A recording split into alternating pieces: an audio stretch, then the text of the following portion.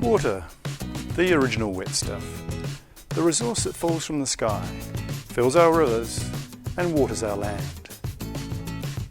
Gold miners, a bunch of old-timers who rearrange the Otago landscape, moving water around in their search for the bright, shiny stuff. Farmers, the guys in gumboots who came after the miners. They now shift water around for another reason, to water their crops and grow grass for their animals. Now the trouble with the wet stuff is that it's typically hard to get when we need it most. Our old first come, first served way of issuing water permits has meant that some water users miss out and others get less than they need. Here's where we come in, the ORC. Our job is to enact the RMA and issue water permits to control how farmers take and move water around. With the help of all those with a stake in our waterways, we've updated our water plan with policies for how we can share our water better in the future. If you're a farmer who takes water under an original mining-related water permit, known as a deemed permit, it's due to expire in 2021. Now's the time to get your renewal process underway. Our water plan encourages neighbours to work together as part of water management groups.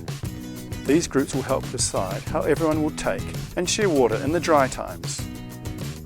Should you be part of a group or reapply for your permit as an individual?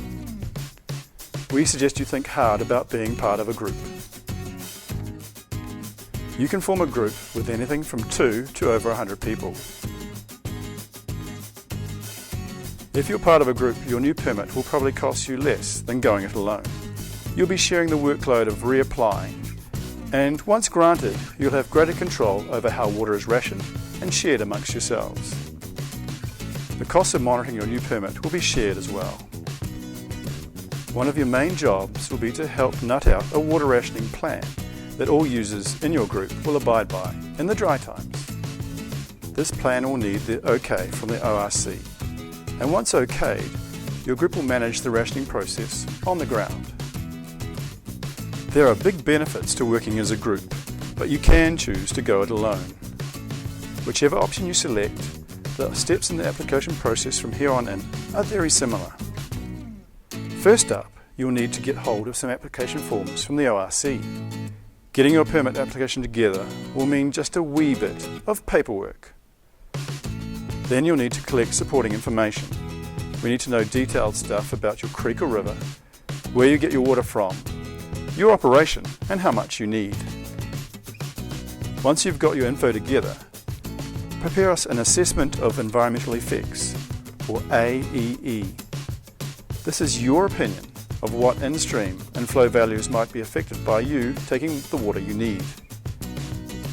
As part of the application, you'll have to ask others with an interest in the water source what they think of your plans. If you can, get their approval in writing. Now, put all that stuff you've collected into your application form.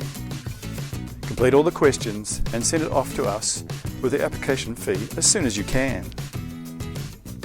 There will be a little wait while your application is processed.